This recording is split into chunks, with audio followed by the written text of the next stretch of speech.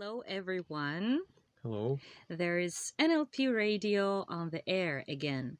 And today in our studio, we are having Alexander Gerasimov, our usual speaker, and me, Olga Sarkisova. I am a linguist and a philologist. Let me first of all introduce you our guest, Alexander. Alexander is a famous Russian NLP trainer, NLP practitioner, NLP master, a famous negotiator in Russia, and the geography of seminars and trainings led by Alexander is 22 countries and 70 cities. Wow, Alexander, that's impressive. Thank you. Today, the topic we will discuss is called calibration. Calibration is something really hard to feel, to identify. We will discuss it from every side. First of all, Alexander, could you give a definition? What is calibration in NLP?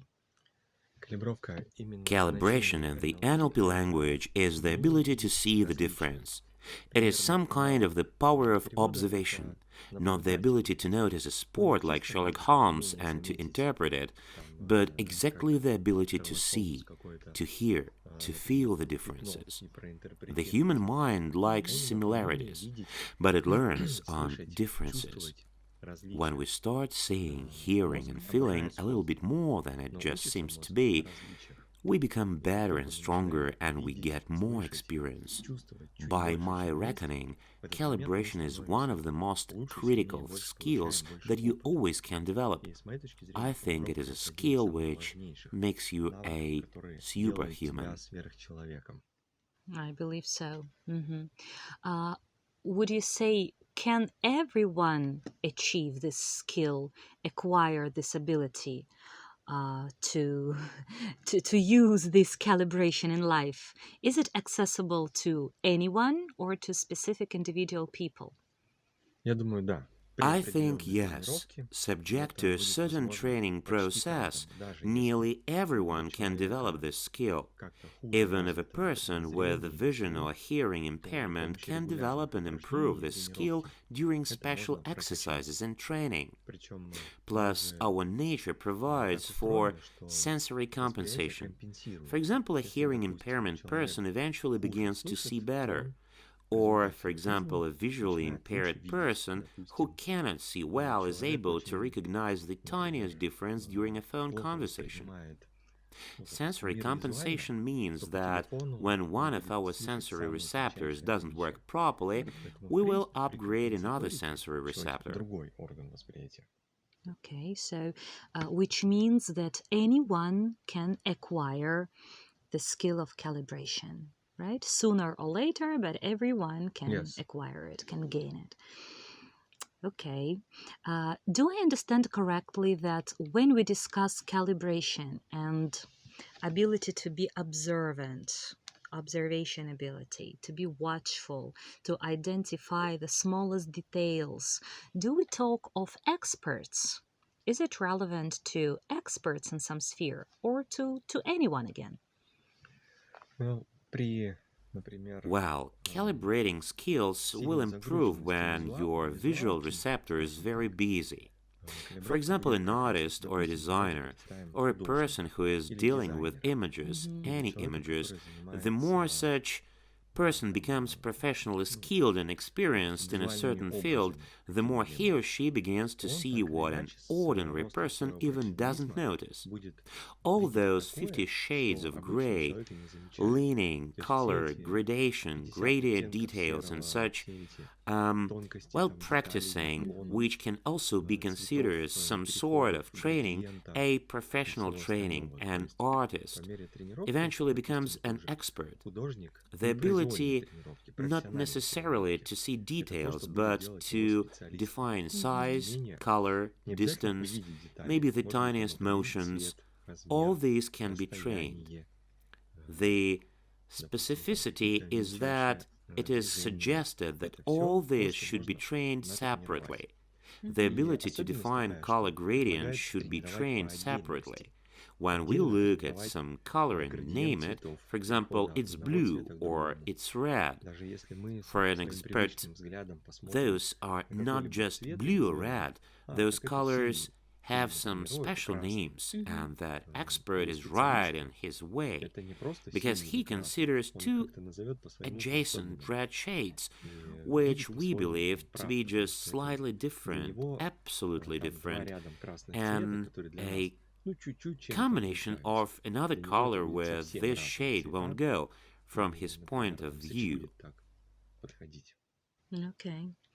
Would you say that ability to use this calibration in different spheres, it's some kind of maybe extra ability of a person, kind of extrasensoric ability, or it is not? By my reckoning, extrasensory perception is just a very well-developed calibration skill. Logical. It is developed due to some natural causes.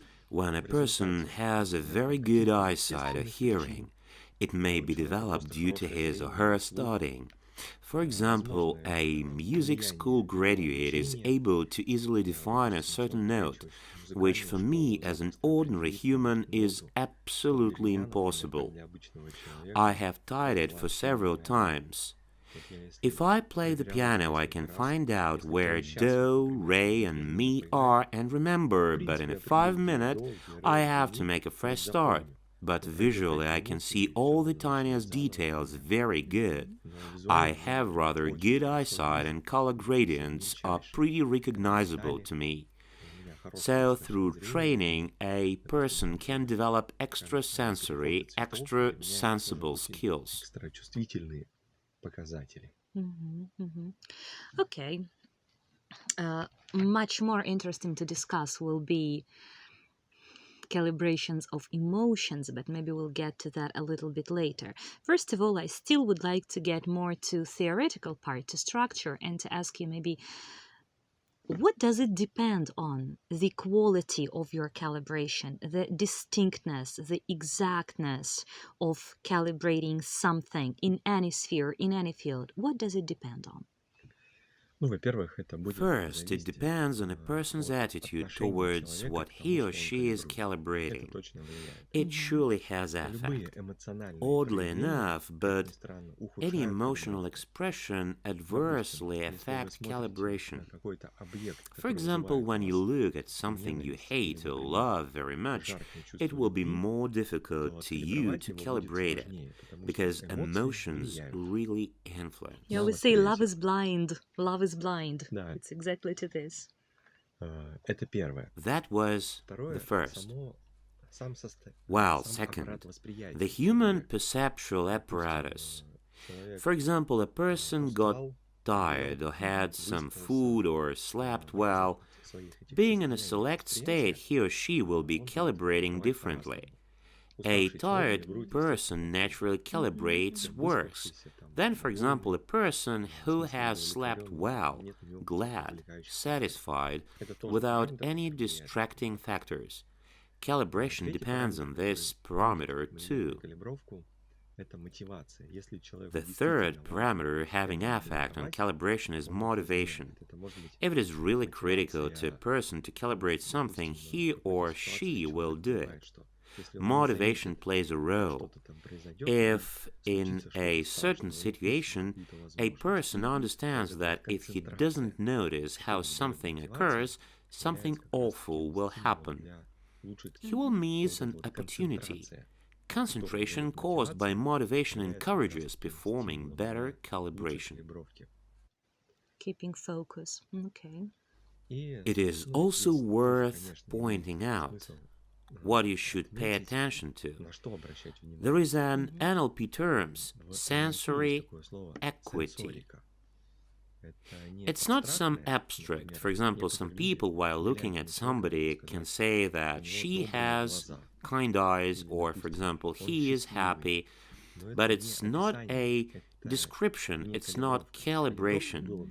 A measurable description could be considered as calibration. For example, the word kind can have certain connotations, explanations, meanings. Someone believes those to be kind eyes, while another one considers them to be tired eyes. The objective in this situation is exactly to describe something in detail, very definitely, like a question from an once popular advertisement. How many grams should it weigh? It should be a description in terms of centimeters, of motions, of color, for it could be literally measured and handed over without any distortion. If a description is not sensory, it includes certain filters of a person. So these three, nearly four prerequisites, prior conditions required for we could properly calibrate another person or an object or something else. Let me sum up. I'd like to summarize what you said. It's very interesting to follow you, but I'm sure that the focus of attention of our listeners get misled somewhere. So I have missed one, for instance. You have said four, but I have only fixed three. So emotions only do harm, only do bad. So preferably non-emotional, staying non-emotional. Second, what kind of motivation you've got. The third is it must be measurable in centimeters. What's number four? What's number four again?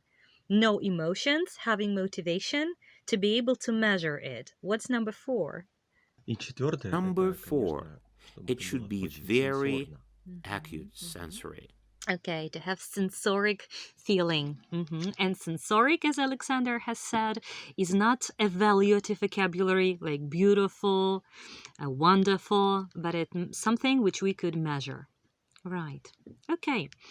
I'm sure there are a lot of exercises, a lot of examples we may do to improve the skill of calibration. Would you maybe come up with one or two possible exercises to try ourselves in calibration? Сейчас в современном Nowadays, in our electronically and technically advanced world, we can quite easily train almost any skills and abilities. For example, not only memory, attentiveness, logic, but calibration as well. There are some applications that you can use to develop, for example, your color perception. I love Hue application very much. It allows you to improve your color gradient perception. You have a, for example, 10x20 colors matrix, a red to blue gradient color scheme, then all segments are replaced and mixed, and your task is to restore this matrix and get back a smooth color gradient. And for example, when you have free time, it takes on average about 3 to 5 minutes per matrix. You can develop a very good color gradient calibration. If you don't have a device or an application, you can practice with a partner. For example, when you are in public transport, there is a person sitting in front of you. Both of you look at, watch that person without appearing to do so, and then ask each other question to figure out what details each of you have noticed. For example, how many buttons, or whether or not that person has a watch, how many rings, the ability to pay attention to details that there are everywhere around us is also a good ability. Sometimes, for example, when I see a certain person, for example, standing in a queue on public transport, taxi, you watch and start noticing those details. There is a French proverb, God and the devil are in the details. You start seeing those details, and sometimes you get somewhat disappointed with the world. On the one hand, the world is great with its diversity, but there are some inaccuracies which are unnoticeable at first sight. These are visual parameters. Это визуальные параметры. Yeah, let me repeat for our audience. I love Hue. I Love You application on your phone. I have tried it once, so download and write in the commenters later how it was. Did you like it? It's a cool one. So those were visual. Audio maybe? Others? Аудиально это Auditory музыкальное refers образование. to Как я music уже сказал, education. мне As I эта said, this способность пока не exceptional доступна. ability is Это умение unreachable to услышать, me yet.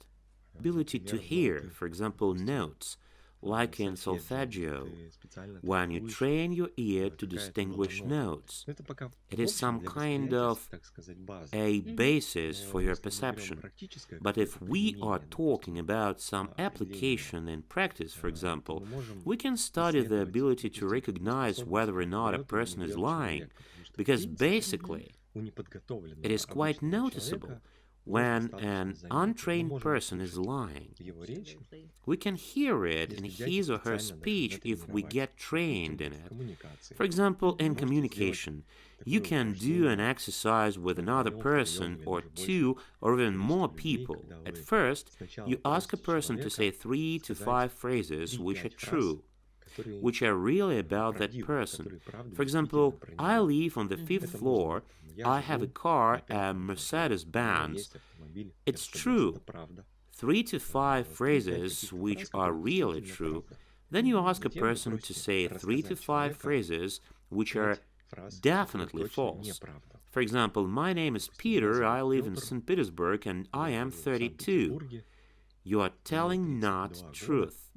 Говорите After вы people неправду. have heard and recognized the После того, difference как between the люди first and the услышали second разницу series между of первой и phrases, второй they can distinguish. типами фраз, When that person delivers any то дальше уже information можно and we определять, don't know whether когда it вы is говорите true or какую-то false. информацию, мы не знаем, In this правдивая situation, она it is или нет. important to distinguish Здесь what a важно person is не saying по логике not by определять logic, человека, but by what you а have потому что heard, вы услышали. because using logic, Потому что you may логикой вы try можете to догадываться. guess. Ну, откуда он Although говорит, you что, don't я know, же знаю you его, я не haven't видел, seen, например. you should pay Вы не attention обращайте not to внимания на logic, логику, but обратите to what внимание you на have heard, именно то, because что услышали, потому что there are есть differences. отличия. Отличия в Differences in громкости, terms of отличия в loudness, скорости, differences in отличия terms в of высоте, speech rate, отличия, например, differences in каких-то terms других of более speech тонких level, характеристик, differences in что terms когда of, человек врет, for он может, example, some например, other говорить немножко fine тише, scale под конец, characteristics. или, например, For начнет when покашливать a или person is прикасаться, lying, допустим, he там, or she may speak in a к lower voice, частям in a лица, lower voice как это at the бывает end, иногда,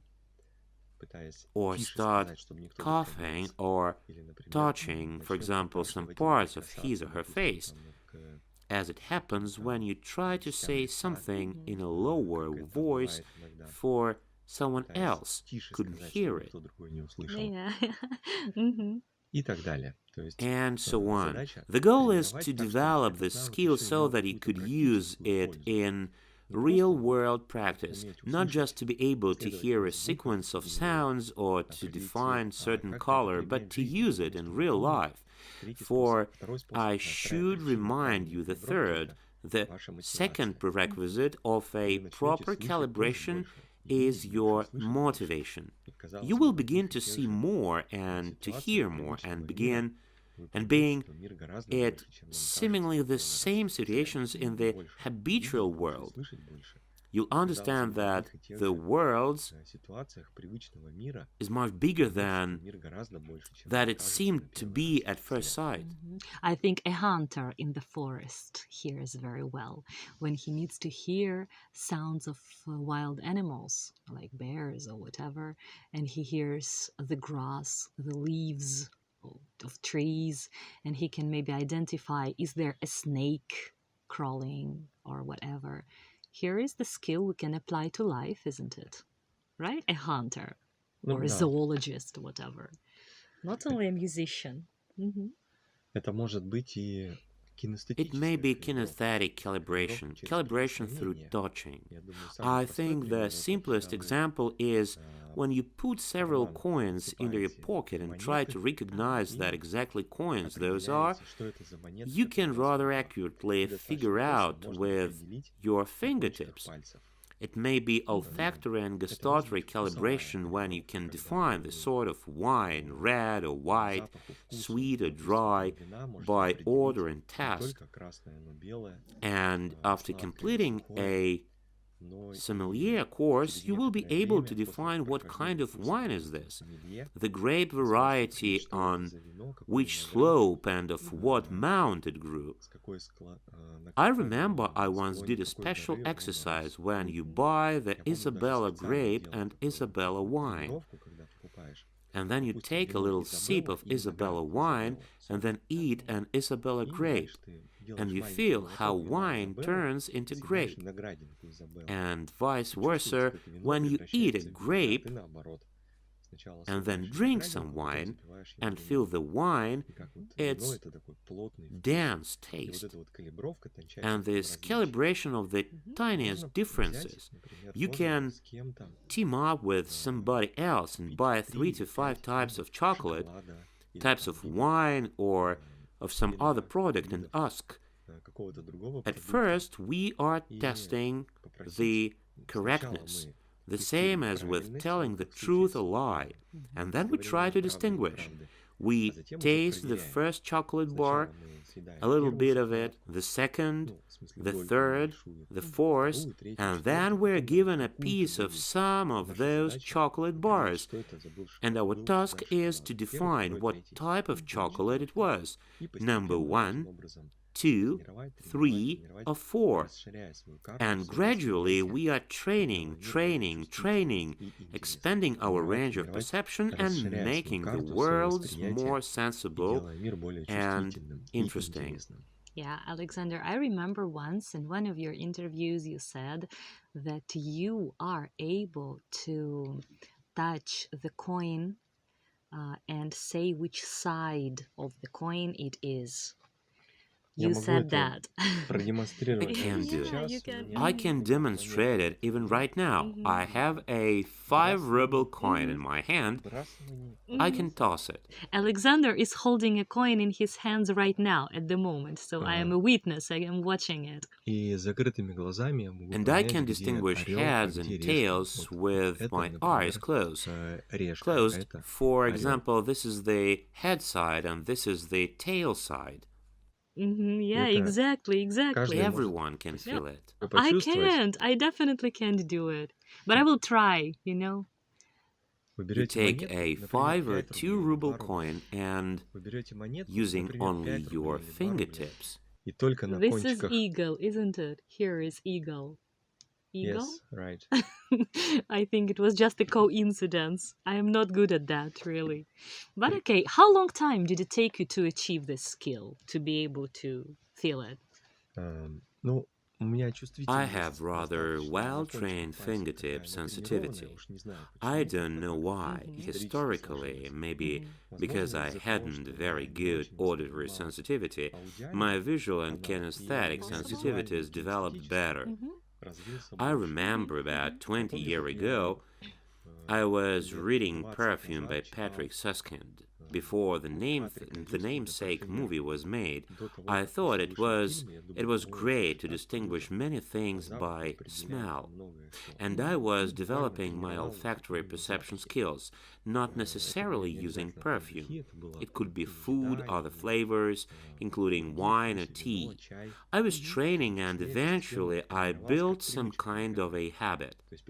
Before I eat food, I should smell it. When I enter a room, I primarily feel it through its smells. Of course, the olfactory and gustatory sensitivity of a person who has had COVID-19 are much lower, but everything could recover. Training and practice will bring everything back, because nervous tissue will recover when trained. The simplest example of emergence of nervous tissue where it didn't exist. Those who usually have their phone in their jeans pocket can feel when their phone is vibrating by their right or left thigh. Earlier it was difficult, but now it's easily, because it's basically you develop your sensitivity this way. Subject to proper training, you will be able to easily develop any of your perception channels. Okay. I think the more channels of perception we have developed, the more aware a personality we are, and the higher quality our life is. So the more channels of perception, the better. It's a very worthy thing. It's very cool what Alexander has said now. For instance, mine is audio. Audio is my best developed channel of perception. Second, maybe kinesthetics, I don't know. So, yeah, I realized that. Kinesthetic refers to not only touching, but to vestibular system as well. Those who are dealing with their body, for example, dancers, mountain climbing, or rope walking, can develop kinesthetic awareness, improve the vestibular system, or, for example, we have other channels of perception which are not awakened as yet. For example, we can accurately define where north, south, west, and east are. It is a built-in ability. It's not clear how it works. Maybe it's an atavism that remained from birds, which indeed have a special part of their brain which can distinguish where north, south, west, and east are. They can feel it. They feel the magnetic field of the Earth. I believe it works the same way in humans, and subject to a proper training, I should remind you once again that you should have motivation. What you need it for. We can also feel time. We can develop this skill, and people working in conditions when minutes matter, for example, some countdown, they feel a minute without looking at their watch. It is also time perception, a standalone perception, which also can be developed. The question is, what for? Okay, so what we are moving towards is emotions, feeling emotions.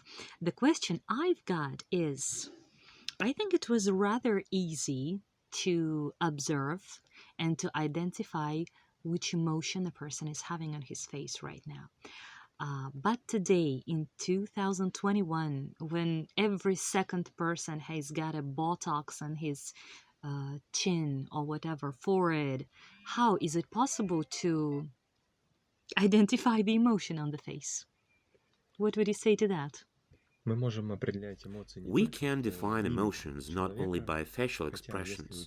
However, if a person has buttocks or some other deformations or improvements, we can anyway define his or her emotions. But we have to be a little bit more sensible. We can define emotions by voice. For example, I think you can easily define whether a person you have a phone conversation with is angry or joyful. Every emotion can be displayed not only through facial expressions, but through breathing, voice intonations, or even gestures and body motions. You can define emotions not only by facial expressions, but if you watch a person very well, attentively, you will be able to define emotions even when that person is wearing a mask, a sanitary mask, and you can see only his or her eyes. I've seen an advertisement saying that a mask doesn't prevent you from seeing other person's emotions. Something like that. It features faces of men, women, and children expressing certain emotions while wearing a mask and having put it off. Yes, indeed, it is very easy to define emotions only by eyes, only when we see the eyes zone, but don't see the nasolabial triangle or anything else. Which you said is very important in one of our last podcasts. Right. The last point I'd like to touch upon, speaking of calibration today, is how we hear other people, how attentive we are to speech of other people.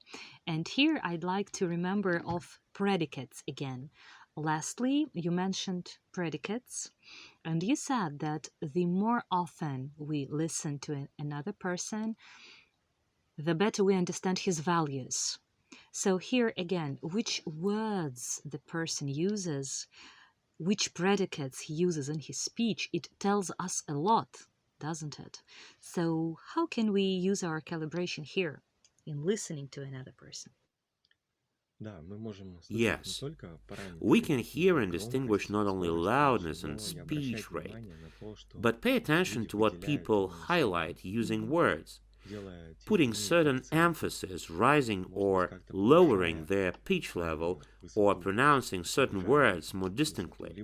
You can notice that in a person's speech, you can hear it, you cannot but pay attention to it. I'd even recommend that you should exercise collaboration, such a strange recommendation. You should drill aspects separately. Take a video interview of an ordinary person, not an actor, not a policeman. Disable sound and just watch his or her face, facial expressions, gestures, and try to define what he or she feels, what that person wanted to say, what he or she is talking about.